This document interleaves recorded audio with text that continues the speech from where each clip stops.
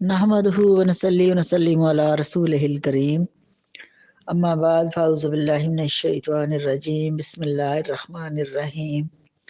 وَإِذَا سَأَلَكَ عِبَادِي أَنِّي فَإِنِّي قَرِيبٌ أُجِيبُ دَعْوَةَ الدَّاعِ إِذَا دَعَانِ فَلْيَسْتَجِيبُوا لِي وَلْيُؤْمِنُوا بِي لَعَلَّهُمْ يَرْشُدُونَ۔ اللہ تعالیٰ نے ارشاد فرمایا ہے کہ جب سوال کریں اے حبیب مکرم صلی اللہ علیہ وسلم آپ سے میرے بندے میرے بارے میں، انی میرے بارے میں، فانی پس بے شک میں قریب ہوں، اجیب میں جواب دیتا ہوں، دعوت الداعی پکارنے والے کی پکار کا، اذا دعانی جب وہ مجھے پکارے، فلیستجیبوا لی پس چاہیے کہ وہ میرے حکم قبول کریں میرے لیے، ولیؤمنوا اور مجھ پر ایمان لائیں، بھی مجھ پر، لعلہم یرشدون تاکہ وہ ہدایت پائیں۔ شان نزول اس آیت کریمہ کا یہ ہے کہ آقا کریم صلی اللہ علیہ وآلہ وسلم سے کچھ صحابہ نے عرض کیا کہ یا رسول اللہ صلی اللہ علیہ وآلہ وسلم، اللہ تعالیٰ کو ہم کس طرح سے پکاریں؟ کیا وہ ہم سے دور ہے آواز سے پکارے یا قریب ہے کہ آہستہ عرض کریں؟ تو اس پر یہ آیت نازل ہوئی کہ یعنی اللہ تعالیٰ نے فرمایا یعنی میری رحمت قریب ہے، میری رحمت قریب ہے۔ اس کی تفسیر وہ آیت ہے کہ اِنَّ رحمت اللہ قریب من المحسنین۔ یہ معلوم ہو رہا ہے کہ محبوب جو تمہارے پاس آ کر مجھے ڈھونڈے تو میں بہت قریب ہوں اور تم سے دور نہیں ہوں، تمہارے پاس ہوں۔ اللہ تعالیٰ شرک سے بھی زیادہ قریب ہے۔ اللہ تعالیٰ کو آہستہ پکارے یا اونچا پکارے وہ سب سنتا ہے، سب جانتا ہے، لیکن وہ فرماتا ہے کہ جب بھی کوئی میرا بندہ مجھے پکارے، مجھے بلائے، کو دلوں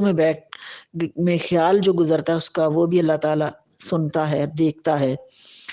لیکن جب وہ اللہ کو پکارتا ہے تو اللہ تعالیٰ نے فرمایا کہ اسے چاہیے کہ میں اس کی پکار سن رہا ہوں، پر چاہیے کہ وہ قبول کرے میرے لیے حکم میرے، یعنی میرے حکم کیا ہیں کہ میں ہوں تو ہر جگہ موجود، شارک سے بھی زیادہ قریب ہوں، تو میرے حکم قبول کرے، میری اطاعت کرے، یعنی میرے رسول کی اطاعت کرے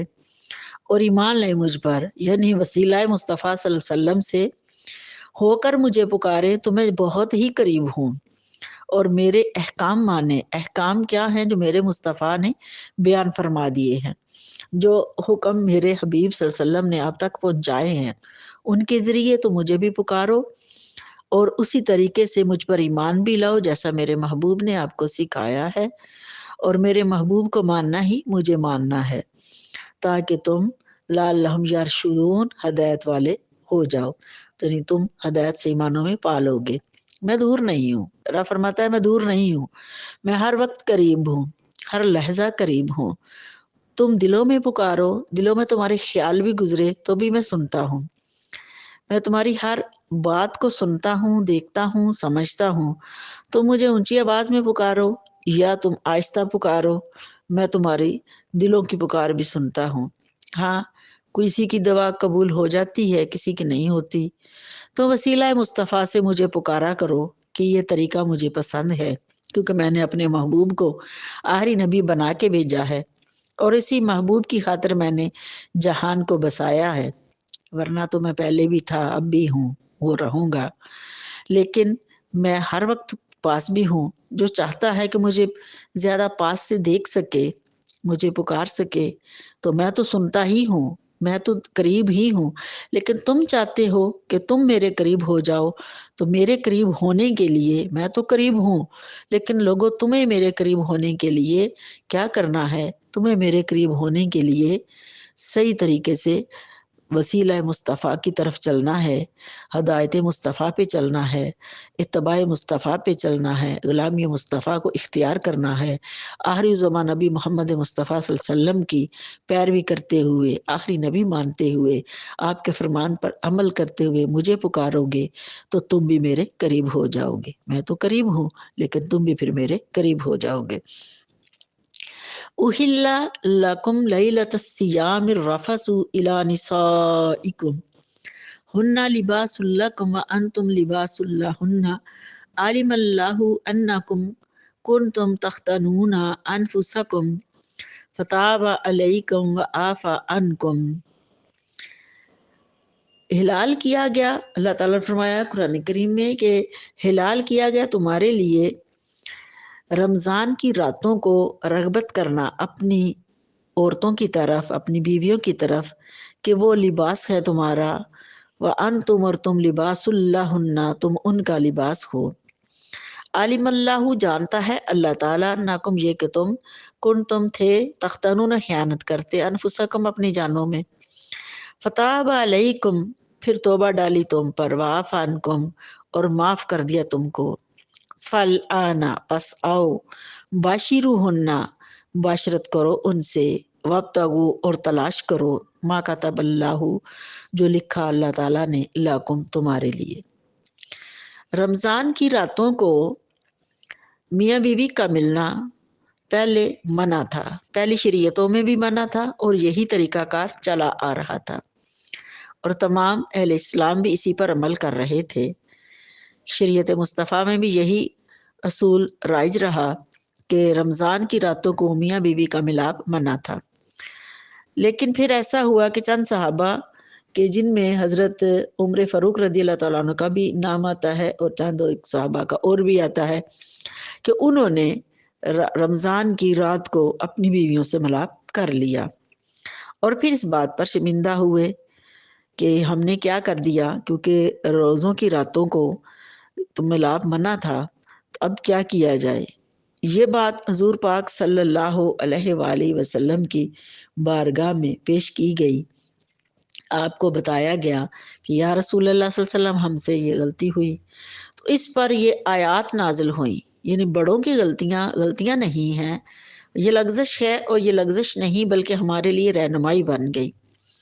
ان کی چھوٹی سی لغزش جو ہے وہ ہمارے لیے پوری امت کے لیے قیامت تک رہنمائی بن گئی، کہ اللہ تعالیٰ نے قانون ہی بدل دیا، اللہ نے قانون شریعت کو بدل ڈالا، فرمایا اُحِلَّ لَكُمْ لَيْلَةَ الصِّيَامِ الرَّفَثُ، اب اللہ نے حلال کر دیا،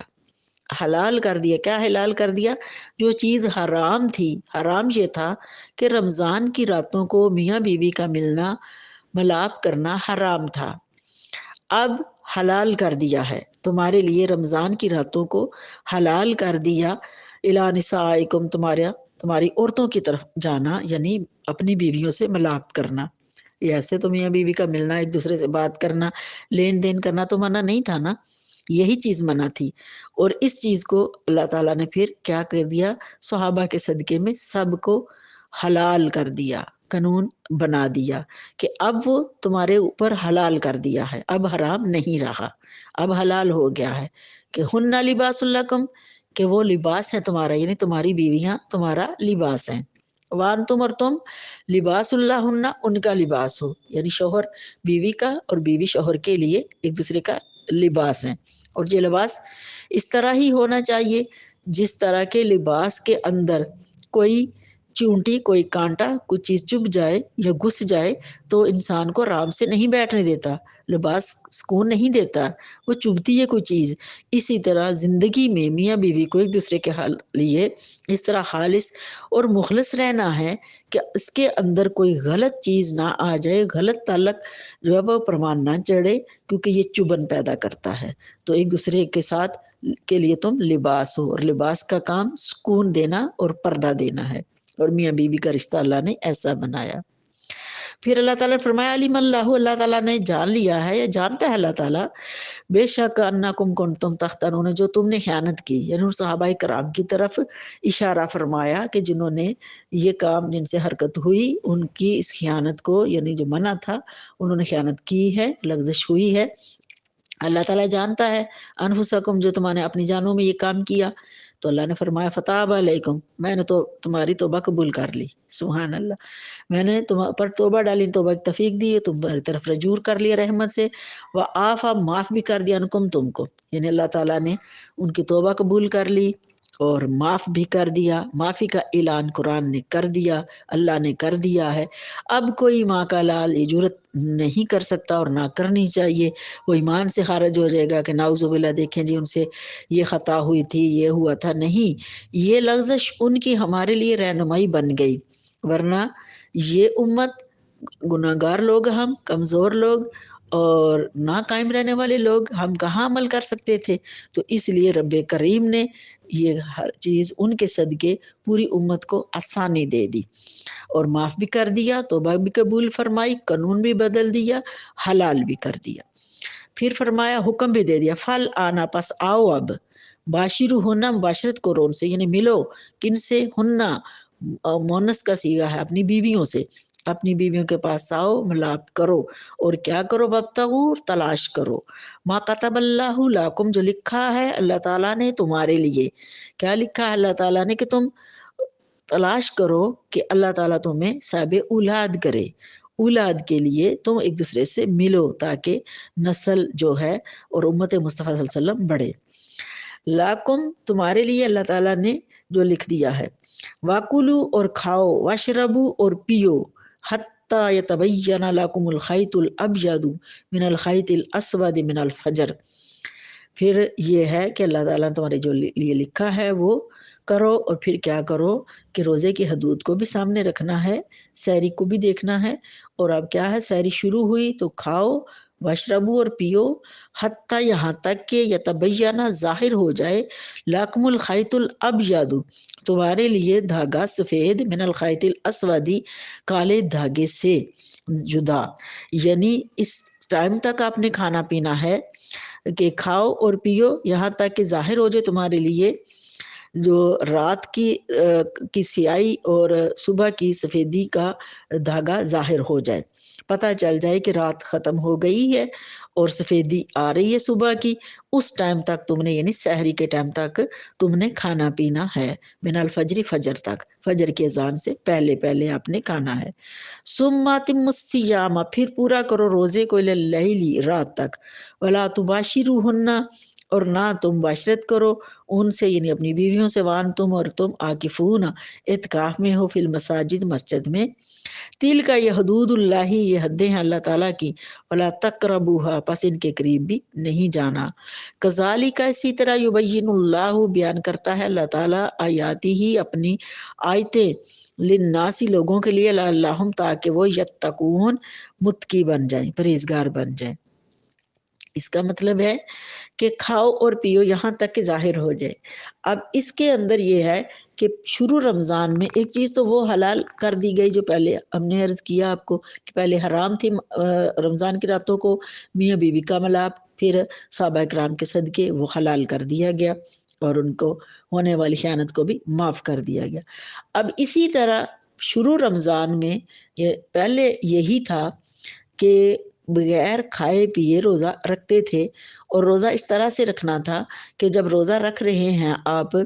तो सोना नहीं है, मगरिब के टाइम इफ्तारी के करीब नहीं सोना।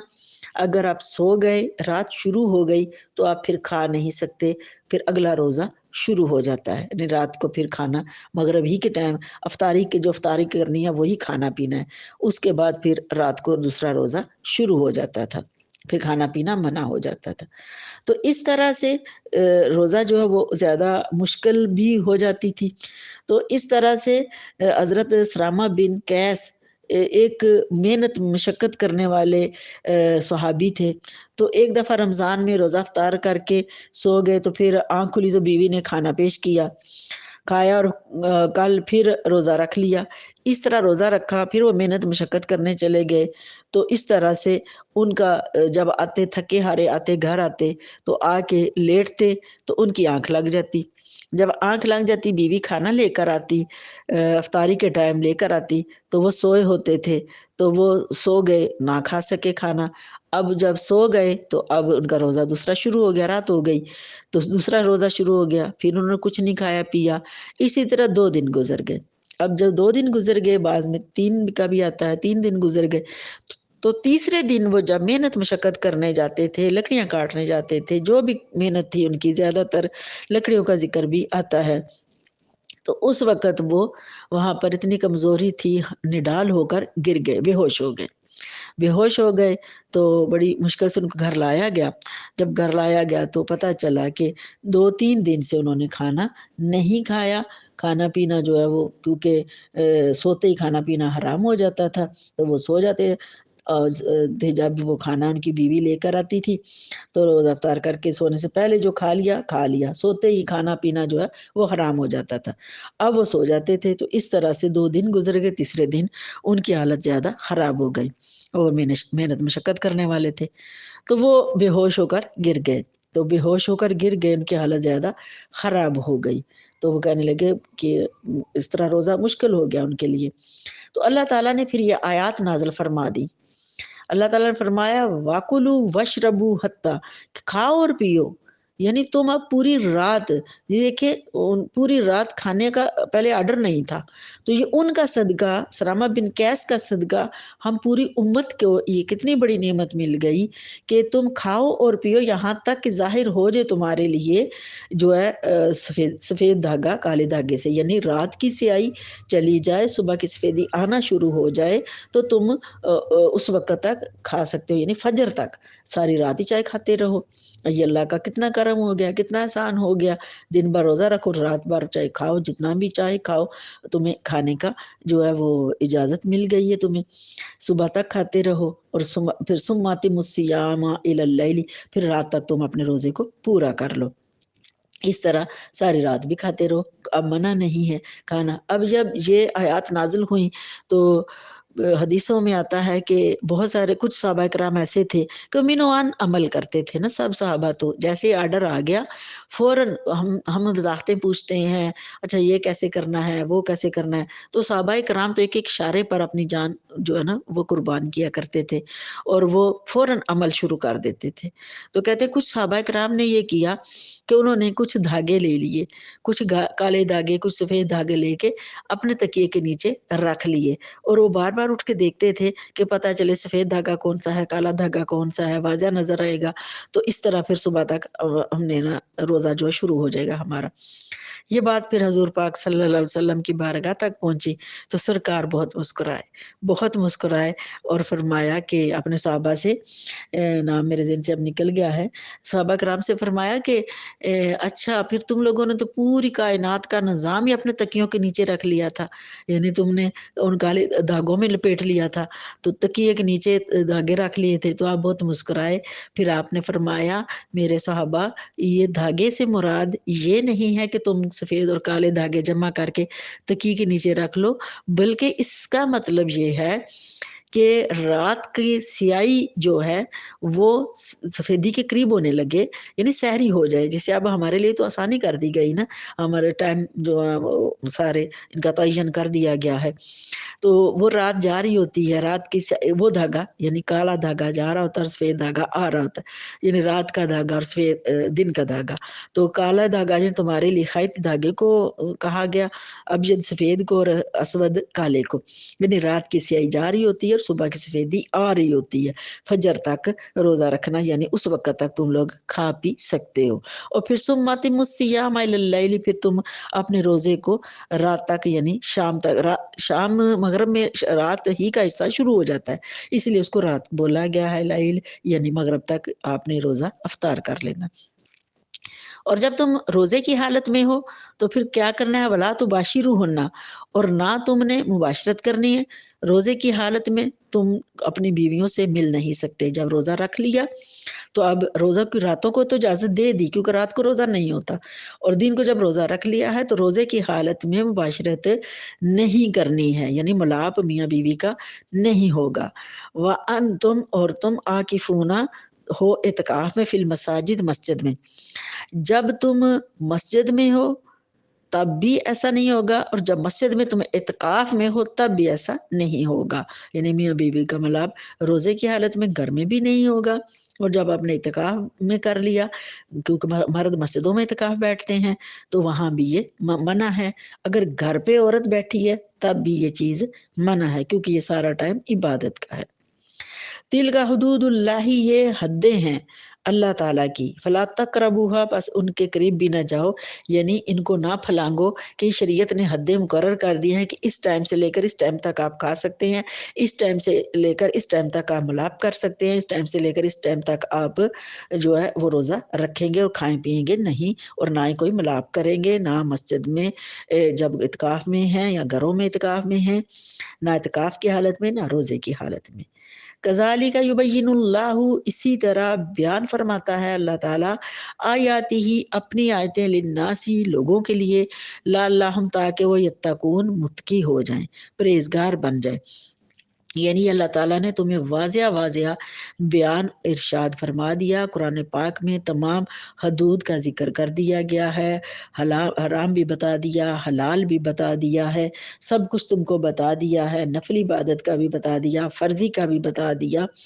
اس لیے یہ ان حدیں ہیں، اللہ تعالیٰ کی مقرر کردہ شریعت کی حدیں ہیں، قانون کی حدیں ہیں، ان کو تم نے نہیں پھلانگنا، ان سے نہیں گزرنا، یہ اللہ تعالیٰ کی نشانیاں ہیں تاکہ یتقون پرہیزگار بن جاؤ، یعنی تمہیں پرہیزگاری نصیب ہو۔ اللہ تعالیٰ سے دعا ہے کہ اللہ تعالیٰ اپنے حبیب کے صدقے میں ہمیں صحیح معنوں میں پرہیزگاری عطا فرمائے، اور رمضان کی بھی آمد ہے، اللہ تعالیٰ ہمیں روزے رکھنے کی توفیق عطا فرمائے۔ واخر دعوانا الحمدللہ رب العالمین۔